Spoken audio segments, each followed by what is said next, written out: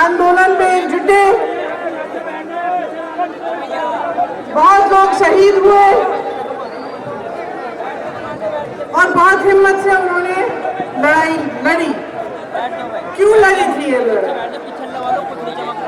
इसलिए कि जो अंग्रेजी साम्राज्य था वो किसानों को शोषित कर रहा था।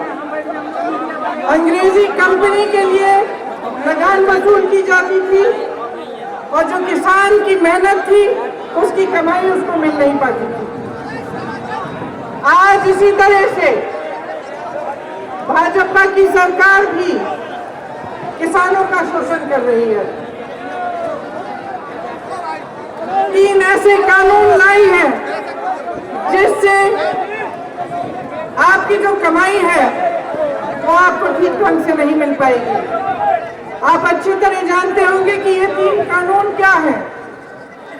सबसे पहला कानून बड़े बड़े उद्योगपति खरबपतियों को जमाखोरी की इजाजत देता है। वो कितना भी जमा करे, कब करे, कितने समय के लिए करे, आपको कितने दाम पर बेचे, सब उन्हीं पर निर्भर है। ये है पहला कानून। दूसरा कानून भी बड़ा दिलचस्प बनाया है। उन्होंने कहा है कि प्राइवेट मंडियां खोल सकते हैं, प्राइवेट मंडियों में कोई टैक्स नहीं लगेगा और सरकारी मंडियों में टैक्स लगेगा। तो अगर ऊपर ऊपर से देखें तो लगता है कि अच्छा ही है, प्राइवेट मंडियां खुलेंगी, किसानों की सुविधाएं बढ़ेंगी।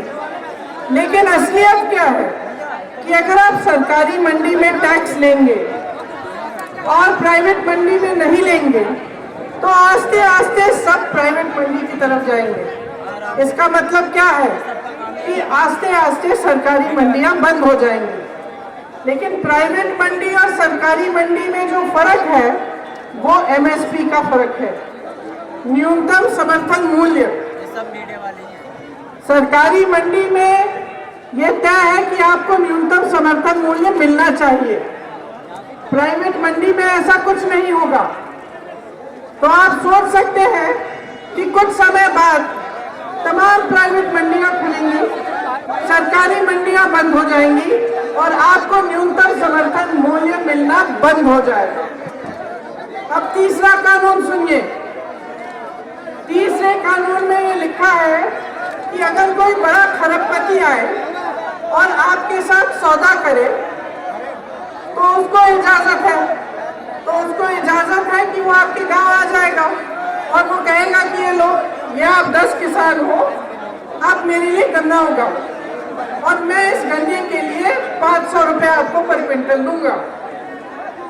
ठीक है, आपने उसके साथ सौदा किया, आपने गन्ना उगाया, पूरी आपने मेहनत डाल दी उसमें, आपका गन्ना उग गया।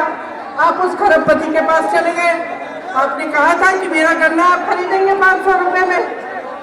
अच्छा, अब ये कानून कहता है कि अगर वो खरबपति उस सौदे को करने के बाद मना कर दे, वो कहते नहीं चाहिए आपका गन्ना, 500 रुपये नहीं, मैं 150 रुपये दे रहा हूँ, लेना है तो नहीं तो जाओ, तो उसको ये इजाजत है, वो ये कर सकता है। क्यों? क्योंकि उस कानून में ये लिखा है कि अगर किसी किसान को ये सौदा नामंजूर हो या ये सौदा किया गया और उस किसान के साथ उस सौदे के तहत व्यवहार नहीं किया गया, जो तय हुआ था उसको नहीं मिला, तो वो किसान किसी भी अदालत कचहरी में नहीं जा सकता। समझ रहे हैं आप इसका मतलब क्या है? इसका मतलब ये है कि आपके साथ खरबपति आकर अच्छा सा सौदा बना तो सकता है, लेकिन अगर उस पर खरा नहीं उतरा तो आप कहीं नहीं जा पाएंगे, सिर्फ एसडीएम तक जाएंगे और उसके ऊपर जो अफसर होता है। अब आप मुझे बताइए, एक तरफ खरबपति, दूसरी तरफ आप, किसकी चलेगी? बताइए, आपको न्याय मिलेगा? नहीं मिलेगा। तो ये जो 3 कानून हैं जो मोदी जी देश भर में जाकर कह रहे हैं कि किसानों की भलाई के लिए बने हैं, किसानों के लिए है ये कानून, आज भी शायद बंगाल में यही कहेंगे। ये जो 3 कानून हैं ये क्या आपकी भलाई के लिए बनाए गए हैं या मोदी जी के खरबपति मित्रों के भलाई के लिए बनाए गए हैं? ये तो स्पष्ट है कि इन कानूनों को बनाने से पहले किसी किसान से नहीं पूछा, किसी गन्ने किसान से पूछा है? क्या आप एक ऐसे किसान को जानते हैं जिनसे इस सरकार ने, जिनसे नरेंद्र मोदी जी की सरकार ने पूछा है कि ये किसान के कानून हम किस तरह से बनाएं? जानते हैं किसी को? मैं तो नहीं जानती, मैंने तो आज तक नहीं सुना है।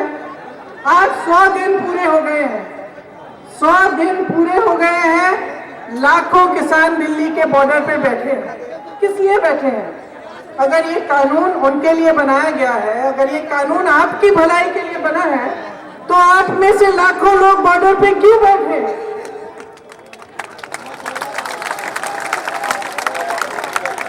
और देखिए देखिए देखिए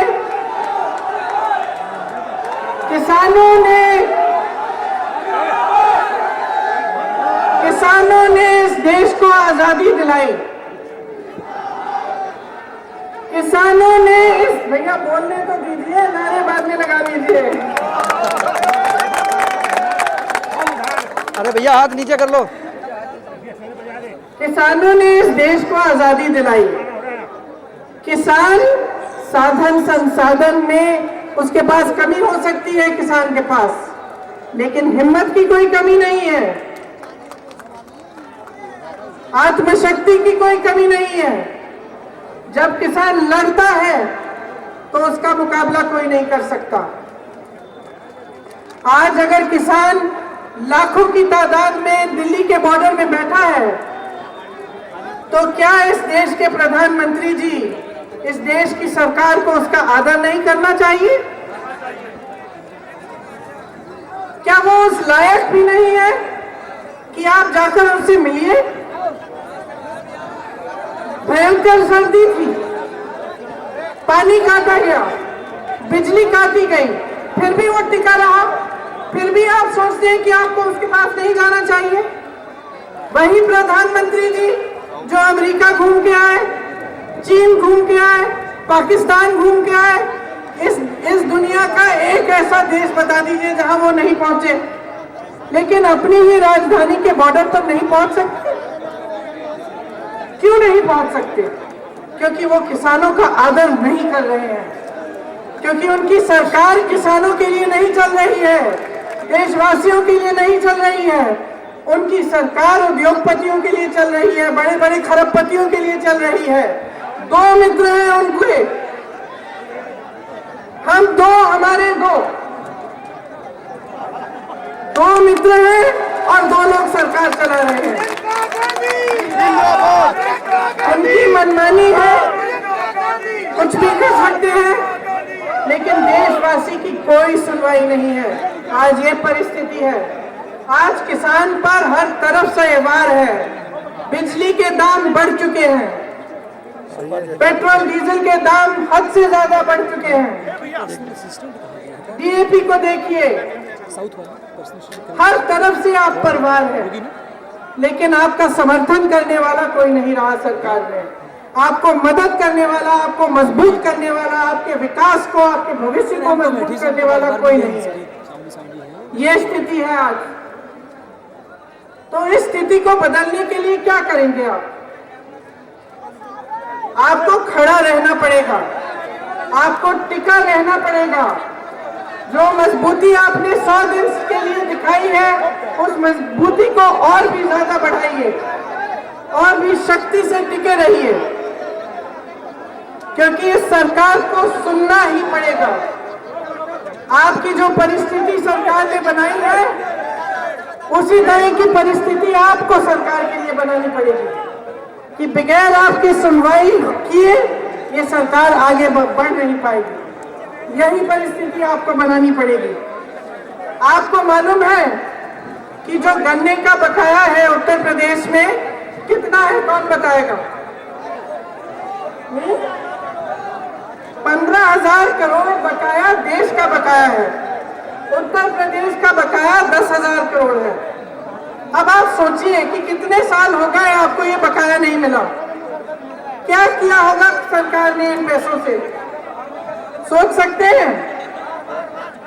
मोदी जी ने, प्रधानमंत्री नरेंद्र मोदी जी ने 2 हवाई जहाज खरीदे हैं। 2 हवाई जहाजों की कीमत 16,000 करोड़ रुपए है। आपका बकाया पूरे देश भर के गन्ने का बकाया 15,000 करोड़ रुपए है। 2,000 करोड़, दो हवाई जहाजों में 16,000 करोड़ रुपए खर्चे, आपका बकाया 15,000 करोड़। संसद के सुंदरीकरण के लिए 20,000 करोड़ रुपए अलग कर रखे हैं, लेकिन आपका बकाया नहीं मिल रहा है।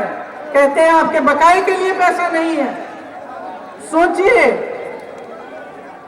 जो सरकार 2 हवाई जहाजों पर आपके बकाये का पैसा खर्च सकती है, वो आपका बकाया नहीं दे सकती। जब आपसे किसान बीमा लिया जाता है, आपको मालूम है कि उनके खरबपति दोस्तों की कितना फायदा हुआ है? 26,000 करोड़ रुपए आपके बीमे से गए उनकी जेब में। आपके बीमे से 26,000 करोड़ बड़े बड़े खरबपतियों की जेब में गए हैं। ये स्थिति है इस सरकार की, और इस स्थिति को बदलने की शक्ति सिर्फ आपके हाथों में है। सिर्फ आप ही बदल सकते हैं। आपने अब कई सालों से इस सरकार के जुल्म सह लिए हैं। आप आवाज उठाते हैं, आपको मारा जाता है, पीटा जाता है। 215 किसान शहीद हुए।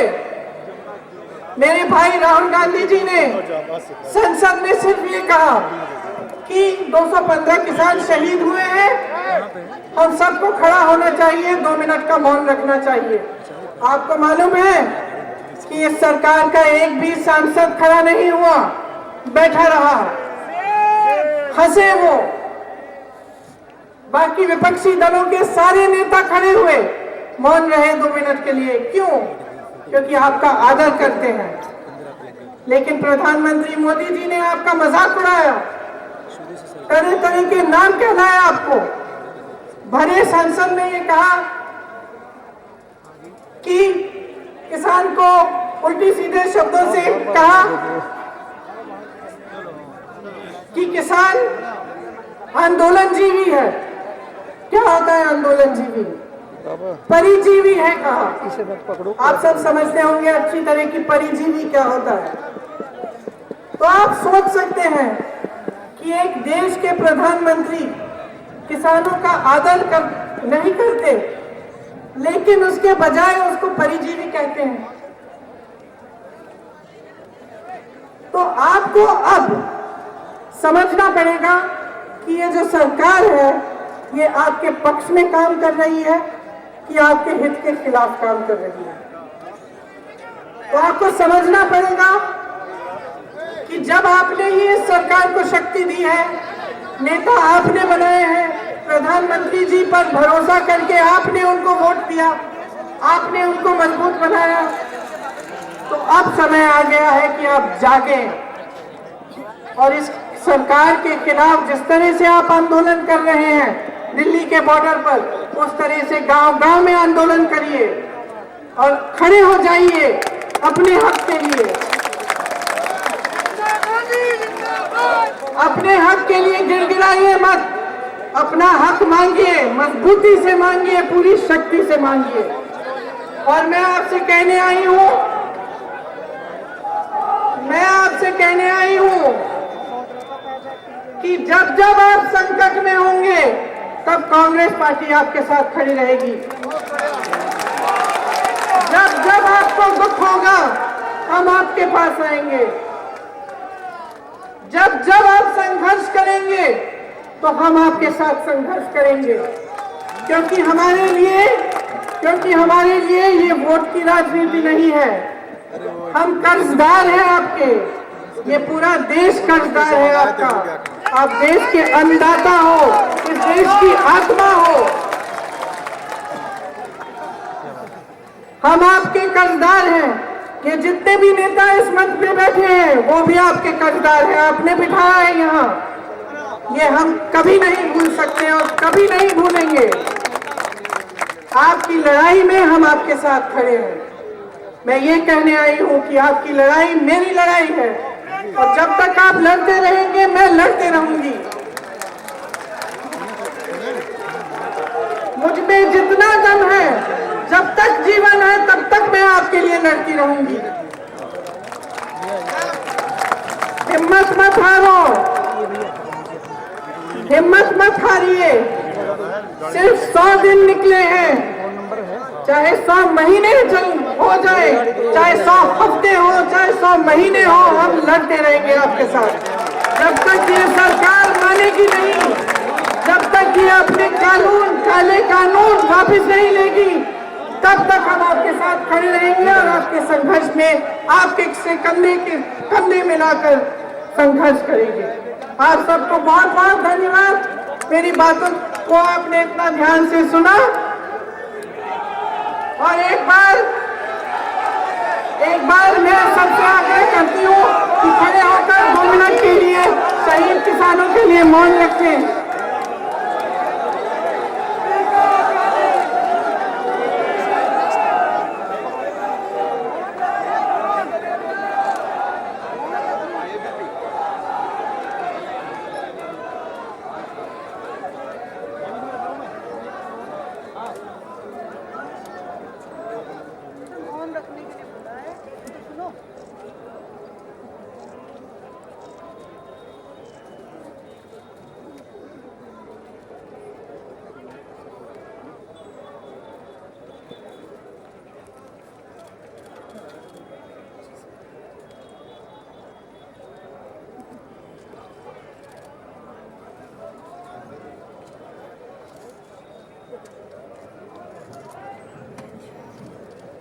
जय जवान जय किसान, जय जवान जय किसान, जय जवान जय किसान, जय हिंद जय भारत, जय हिंद जय भारत, जय हिंद जय भारत।